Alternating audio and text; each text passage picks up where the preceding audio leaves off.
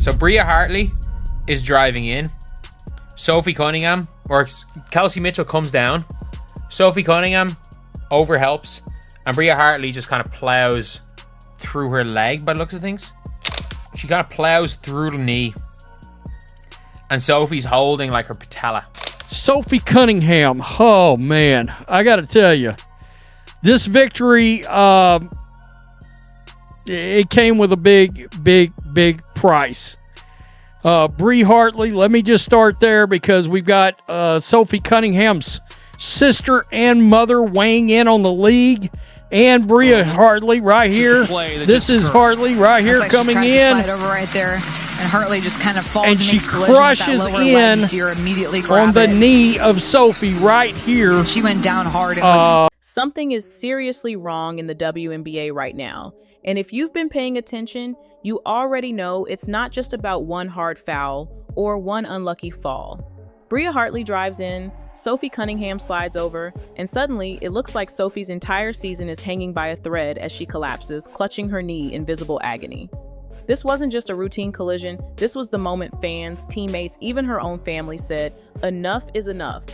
Because while Sophie was lying on the floor in pain, her sister and her mother were already blasting the league for letting this happen, and when you add it all up, the constant injuries, the bizarre officiating, and the complete silence from WNBA leadership, it starts to feel less like bad luck and more like a pattern, a dangerous one that threatens to derail the very stars who are carrying women's basketball to new heights. The play itself looked innocent at first glance, but the slow motion replay told a completely different story.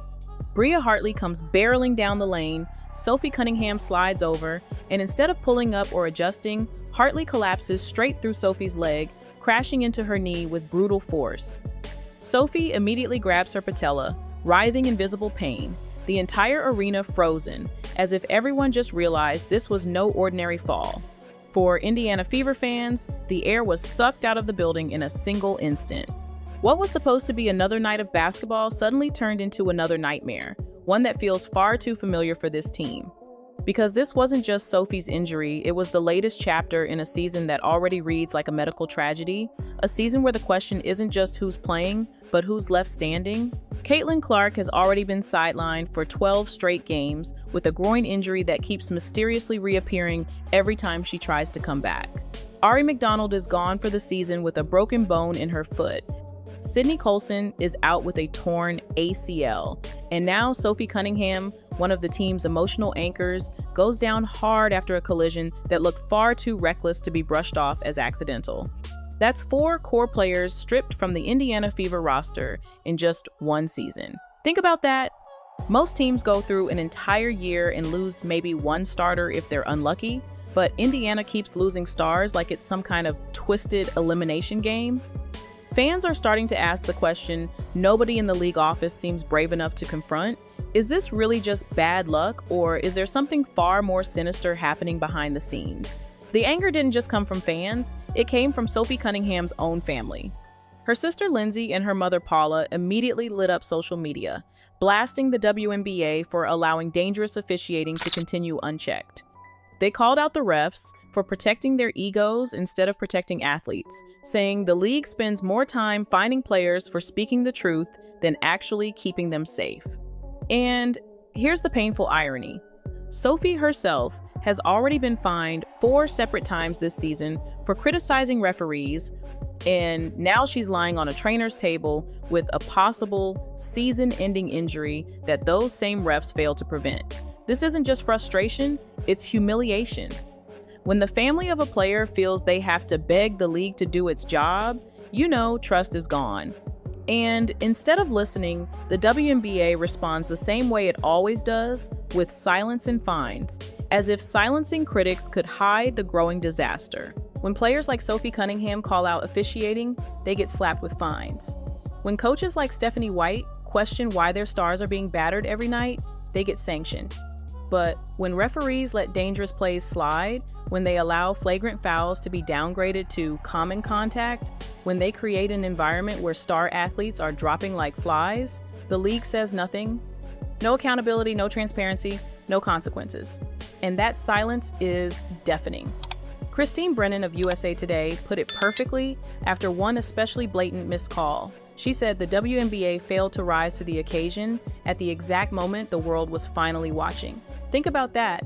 At the very time when women's basketball is breaking viewership records, when millions of new fans are tuning in because of Caitlin Clark and Sophie Cunningham, the league allows games to turn into demolition derbies. Instead of protecting their biggest assets, they're letting them get destroyed right in front of us. Here's the uncomfortable truth fans are whispering about. This doesn't feel like coincidence anymore. It feels like the league's golden goose is being systematically dismantled. Caitlin Clark brings in record ratings, Sophie Cunningham energizes the crowd, Ari McDonald provides depth, Sydney Colson adds leadership, and one by one, they all go down with brutal, season-altering injuries. And every time a star disappears, the Fever lose their edge and the playoff picture shifts. Doesn't it look just a little too perfect? The WNBA gets what it wants, a level playing field, a league where the most popular team can no longer dominate night after night, and all they had to do was let the officiating spiral out of control and shrug their shoulders as bodies hit the floor. If any other professional sports league saw its biggest stars sidelined at this rate, there would already be lawsuits, congressional hearings, and federal investigations. But in the WNBA, silence. And that silence is starting to sound like complicity. The images told the story better than any press release ever could. Sophie Cunningham lying on the floor, clutching her leg in agony, her face twisted in pain as trainers rushed to her side. The broadcast cut to commercial, but by then the damage was already done. She eventually walked off under her own power, but every step screamed that something was wrong, and minutes later, she was ruled out for the rest of the game. The Fever, already stretched to their limit, were forced to sign Odyssey Sims to a hardship contract just to have enough healthy guards to fill a roster.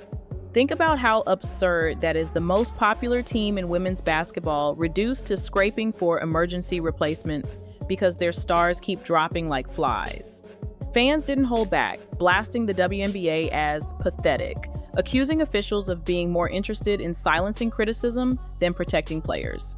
Even Sophie's own sister and mother piled on, saying the league should stop punishing athletes for speaking out and start fixing the dangerous officiating that's destroying careers. This wasn't just another injury, it was the latest proof that the WNBA has lost control of its own product. Caitlin Clark has now missed 19 of Indiana's 32 games this season. 19. The player who single-handedly brought millions of new fans and billions in revenue to the WNBA has spent more time in street clothes than on the court, sidelined by a string of injuries that read more like a medical chart than an athlete's resume.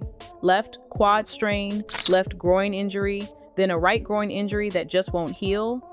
Now, Sophie Cunningham joins the casualty list with a lower leg injury that looked anything but accidental. At what point do we stop calling this bad luck and start admitting what it really is? Opponents are targeting Indiana's stars because they know the refs won't step in. They know the league will look the other way. Former Iowa coach Lisa Bluter warned everyone about this when she said the scouting report on Clark wasn't just to stop her, but to be physical with her in ways that crossed the line. And even Stephanie White, trying to stay diplomatic, admitted the level of physicality has been unlike anything seen in years. That's not coach speak, that's a warning, and the WNBA has ignored it. The most damning evidence isn't just in the injuries, it's in the league's own response. Sophie Cunningham has been fined thousands of dollars this season for daring to call out officiating, even once over a TikTok where she said referees were useless after watching them ignore one dangerous play after another. Every time she's fined, fan support for her grows, GoFundMe campaigns cover her penalties within hours, and petitions demanding referee accountability explode online. And still, the league doubles down with more fines, more sanctions, more attempts to silence the truth. Meanwhile, referees who let players get mauled face no punishment at all. Think about the hypocrisy silence the players risking their bodies, protect the officials failing to do their jobs, and pretend everything is fine while the most marketable team in the league crumbles before our eyes. But here's what the WNBA didn't expect. Fans aren't staying quiet anymore. Social media is flooded with clips of missed calls, hashtags demanding change, and former players openly accusing the league of bias.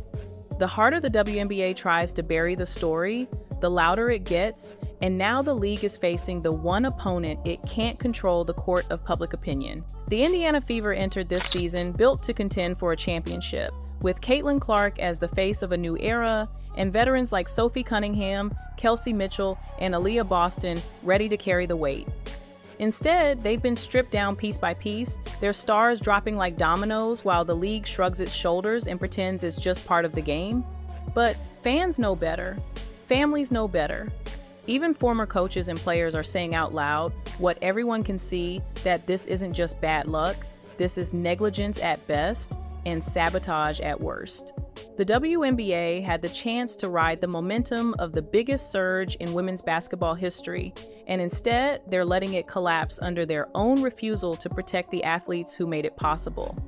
Sophie Cunningham screams, Caitlin Clark's endless injury list, the Fever reduced to hardship signings. These aren't random moments, they're the warning signs of a league on the brink of losing everything.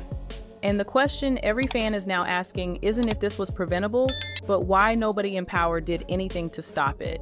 Because if the WNBA can't protect its biggest stars, how long before the fans, the families, and the players themselves decide they've had enough?